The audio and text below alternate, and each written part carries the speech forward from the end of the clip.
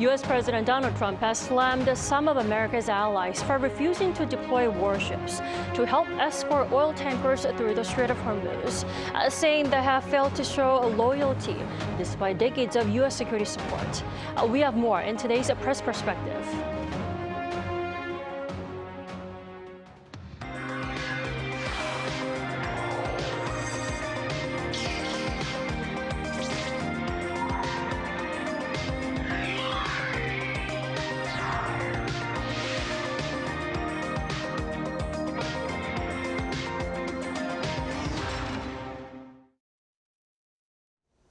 U.S. President Donald Trump continues to pursue a coalition to confront Iran and to ease the energy crisis, renewing calls for nations to help police the Strait of Hormuz. But uncertainty remains over whether those nations will ultimately be drawn into the conflict. For more, we turn to France 24 correspondent Chloe Borgnon today. Welcome, Chloe. Hello, thank you for having me. Thanks for joining us. And also on my right is freelance writer David Lee. It's good to have you with us, David. Hi, Dami. It's great to be here. So, David, to start with, Trump is now trying to cajole at least 7 nations into deploying naval vessels into the Strait of Hormuz. Now, it looks like the number of nations has been increased from the previously mentioned 5. Could you give us more details on that? Yeah, sure. So like you said, Trump has asked around 7 countries to deploy naval ships to the Strait of Hormuz to help the U.S. open back up the waterway. And while he hasn't specified the countries, we know from reports that he previously asked China, France, Britain, Japan, and South Korea for assistance. So those are the 5 countries that we know of as of now. And in addition to these ships, he may also want some of their minesweepers or destroyers to help escort the commercial vessels that are either stuck or can't have access to the waterway. And he's wanting help, like I said, opening back up the waterway, which is very crucial as it's responsible for roughly 20% of the world's oil transit. So 20% of the oil travels through that waterway one way or another. Right. And Iran has said it has closed the waterway for its quote-unquote enemies. So in this case, including the U.S. and maybe some of its allies. And it has threatened enemy ships with its drones and mines. These ships, they can't really go into the waterway because of these threats. And it's obviously, we've seen through the news how catastrophic it has been for the energy and trade flows. The news reports have suggested that this is the largest oil supply disruption in history. Just to give you an idea, the International Energy Agency said that millions of barrels of crude oil each day are restricted from traveling in the waterway. And oil prices soared over $100 this past week, $100 per barrel these past few weeks. And it was just at $60 per barrel at the end of 2025. So the reason for Trump asking his allies, for the reason for his outreach, we think that it's because due to the financial burden that the U.S. has due to the war on Iran. $11.3 billion was just used in the first 6 days of the war from the U.S. And also, it also has to do with the size of the strait and just the scale that would be required for an operation to take back, quote-unquote, control of the waterway. Right. It's just, the scale is just very massive, so it would also be a very big burden on the U.S. and on Trump's administration. And also, the U.S. polls show that there's growing dissent towards the war. Right. So, these are all factors that play into Trump wanting a more multi-party kind of coalition acting on, the efforts in the Middle East and especially near Iran. Right, that is why Trump is more ambitious than ever to get more countries involved in the war against Iran. Now, the thing is, though, Chloe, U.S. allies have been either non-committal or have, outright rejected involvement in the war. What are some of the countries' reactions so far, starting with France?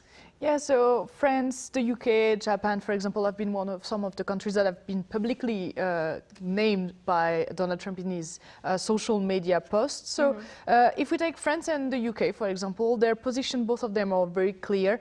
They are not taking part military in the conflict for now. So France is a bit interesting because before the president of France, Emmanuel Macron, has said on the 3rd of March, and then when he visited Cyprus as well, in discourses, he said that he was ready to defend French economical interests. He was ready to make a coalition. He was even ready to have military means to secure maritime traffic back into the Strait of Hormuz.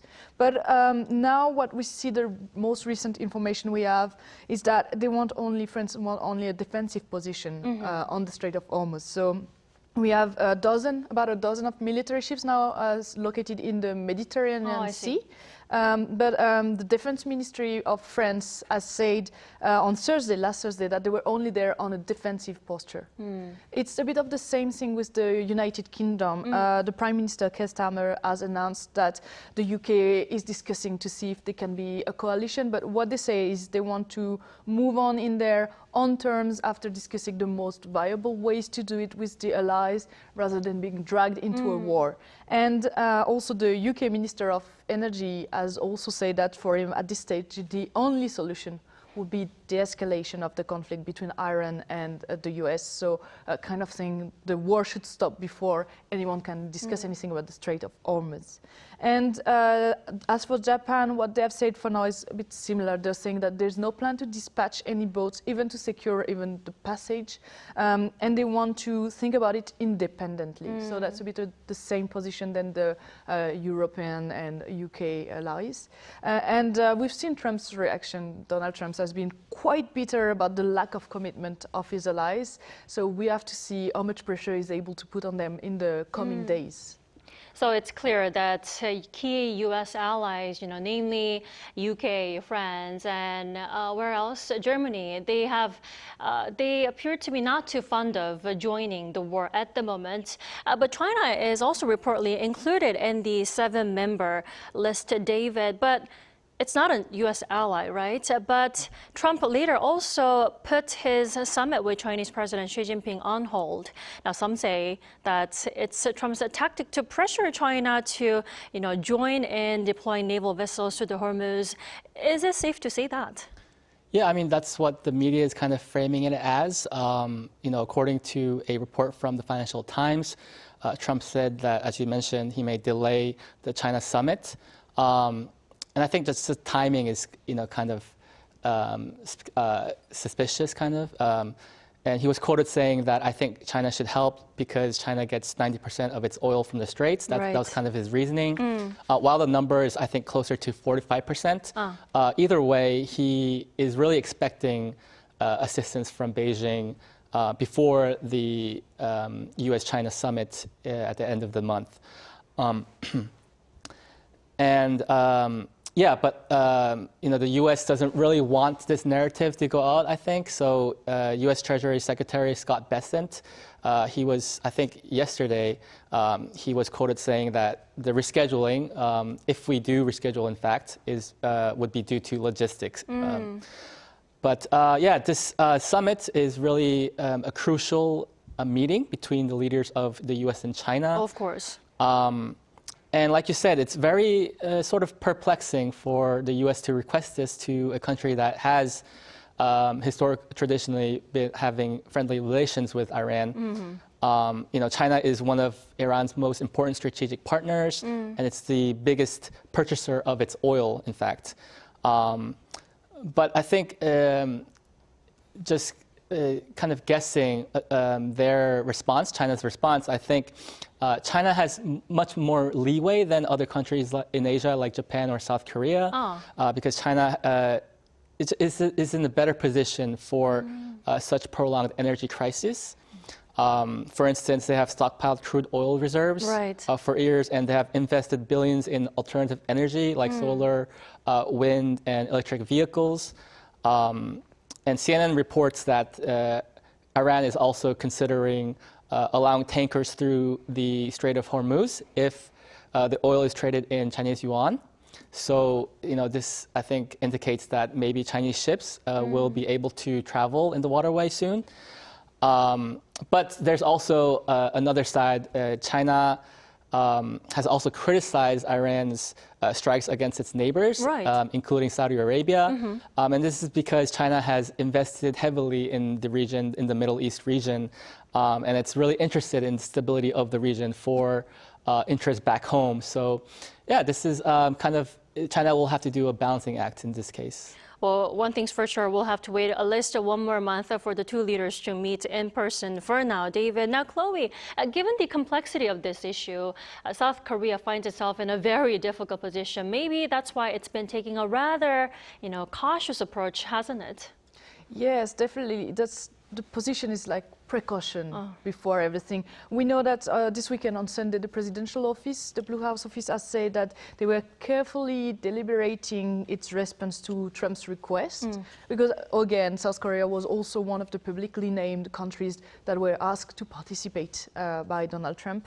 On Sunday, it's interesting to see also that the People Power Party floor leader of the National Assembly reminded that sending a float or any kind of military ship to Hormuz would have to be done with the agreement from the parliament, as it is said in the constitution. Right. Kind of reminding that it would be kind of might involve the country into a war. And that's an uncomfortable position. When you look at the local national medias here, everyone has been saying that it's kind of hard for South Korea to find a correct answer, because the United States are obviously a close, if not the closest ally on security matters. We know that the two countries are even currently doing some common exercises. And also there's a need for oil coming through the Strait of Hormuz for South Korea as well. So South Korea is, as most of the countries, waiting for the strait to open again. Exactly. But on the other side, the risk of participation is kind of heavy, because there's a risk of being military engaged in the area. And also there's a potential diplomatic imbalance. So for now, in the relationships, for now, South Korea has been building up a strong relationship, diplomatic relationship in the area with all of the countries, because it's part of the plan to get a good energetic security, so important assets in the region. And also there's a big market for construction and for South Korean firms to come in those markets. So it's important for South Korea to be very careful when deciding if they should join or not the United States call for help. And that's what we're seeing at the moment. Right. South Korea is contemplating just as much as the key U.S. allies and also China, as you mentioned, David. Now, at the same time, Japan is also facing a very difficult position as it prepares for a summit between President Trump and also Prime Minister Takaichi on the 19th of March. Now, that's also tricky for Japan, right? What are the reactions coming out of Tokyo at the moment? Yeah, kind of similar to South Korea. Prime Minister Takaichi, she has said that currently there are no plans to send ships to the waterway. And she previously told the parliament that they're currently examining what Japan can do independently within its legal framework. And the reason she said this is that the country's pacifist constitution limits military engagement in such instances of warfare.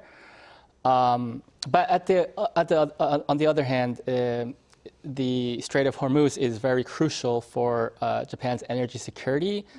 Japan imports 90% of its oil from the Middle East region, of which 70% comes from the Strait of Hormuz. Right. And also, I think the upcoming summit between Takaichi and Trump on Thursday, I think is also crucial for Japan's decision making, because at the moment, Japan's disputes with China is a top priority for Takaichi's administration. They want to sort that out.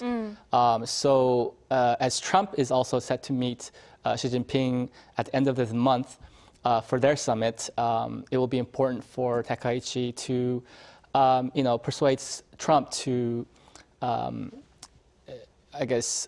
alleviate the relations between Japan and China, help in those relations. And also, U.S.-Japan defense alliances is a top priority at the moment for Japan.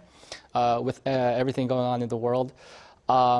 But I think a lot of the parliamentary members of Japan, they keep saying that currently the situation at the Strait of Hormuz is not a quote-unquote survival-threatening situation. So it doesn't really call for such action from Japan. But at the same time, I think its government is still keeping its door open for possible future actions if needed in the future. And I think the Japan Times, they reported that an option, if that was the case, an option would be to dispatch self-defense forces to protect Japan's commercial vessels in the Strait of Hormuz. And I think there's this idea is being passed around because in the past, former Prime Minister Shinzo Abe, he previously said that such a blockade with mines, which Iran is doing currently, would qualify as survival-threatening situation. Obviously, he's not the Prime Minister at the moment, but there are differing opinions. But again, like in South Korea, it's a fragile situation, and there's a risk of Takaichi receiving mass opposition at home for being involved in such delicate matter. So it's just a fragile situation at the moment. Well, we are already in the third week of the war between U.S., Israel, and Iran. And it looks like the countries around the world, key U.S. allies, are not too comfortable in joining the war at the moment, to recap. But Chloe, what are some of the analyses that are emerging about the feasibility of Trump's possible proposed naval coalition? So I would say, when looking broadly at the international press, it's kind of pessimistic view. Most of the experts are not very confident in this plan working out smoothly. If we look, for example, I saw in one of the Al Jazeera article, the other interesting maritime expert who was speaking about the probably main problem, which is the problem of interoperability, which is marines from different countries have different ways of working, they have different way of communicating, obviously different strategies and everything. This is why when you're close allies, you'll usually do work like military exercises together, as the US and Korea would be doing, or in Europe, most of the European countries are also working quite often together to kind of prepare the fact of working together on a wartime engagement. So they're saying that that could be one of the problems. The other thing is, I've been touching on it before, but the risk of being involved in the conflict. It's not only going into the Strait of Hormuz hoping to help the ships go through. There is a risk of mine, there is possible torpedoes that could destroy some of the ships, and so that could escalate the conflict. And then also some countries have been negotiating for secure passage for their petroleum shipments, because as you were saying at the beginning, Iranian regime has been saying that they are only cutting the way for their enemies, and that would be US and their allies. So some countries might be trying to get through a diplomatic way as well. Well, Trump has been insisting that the naval coalition is to help reopen the Hormuz and also help escort oil tankers. But the thing is, David, some experts say, or some reports say, that Trump's real objective may be actually to control the Strait of Hormuz. What would the implications of that be? Yeah, I think people may, lean towards that way of thinking towards Trump, because he has previously stated that he's thinking about taking over the Strait. Right. And he and Defense Secretary Pete Hegseth has repeatedly pledged using their Navy military assets to escort its oil tankers in the waterways. So, but again, if you think about it, it's a very tricky situation for the U.S. and we really have to think about what he really meant, what Trump really meant when he said that, because to take quote-unquote control of the waterway, you would need a mix of water, air, and ground troops to target Iranian missiles and drones, and to seize territory around the Strait of Hormuz, according to military experts. And the Wall Street Journal estimates that thousands of soldiers and sailors would be needed for months to for such operations, such big-scale operations. And another factor is that the U.S. cannot legally occupy the waterway. It would be a violation of sovereignty towards Iran and Oman. So there's also that, but security experts also are suggesting that no single country can fully control the strait, like we said, due to the size and the volume of ships that travel through the waterway every day. So I think a more realistic goal of the U.S. and maybe Trump meant that he wanted to deter Iran from closing the waterway, from reassuring the oil markets, as his economy is hit heavily by today's situation. He would also want to pressure allies to join the coalition, as we've been talking about, and to show that the U.S. military is determined and ready to act if needed. So maybe that's kind of the message he's been trying to send. And another thing that we need to keep in mind is that is the situation at home. The politics at home with the midterm elections coming in November. While it's some time apart away, I think Trump is still really mindful of it, and that with the dissent building up at home, away from the war, I think maybe Trump would have to rethink his decision twice. Right. Well, it looks like Trump will continue to persuade key allies to join in deploying naval vessels, but the attention will be on whether, how countries will actually respond, individually or in coordinated joint action, because the strain on the global economy is also, increasingly evident. Yeah. All right. Thank you, David, for joining us today. We appreciate it. Thank you. And also, Chloe, it was nice to have you with us. Thank you. And that wraps up our discussion for the day. This has been Kim Dami. Thank you for watching.